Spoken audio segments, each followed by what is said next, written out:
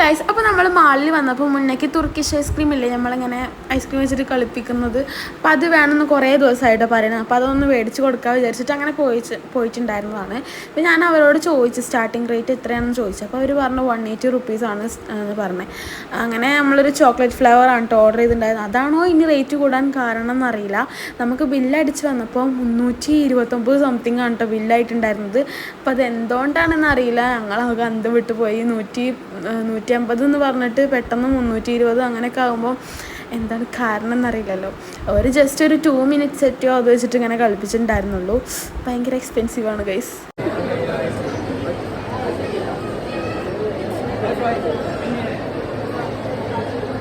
Yes.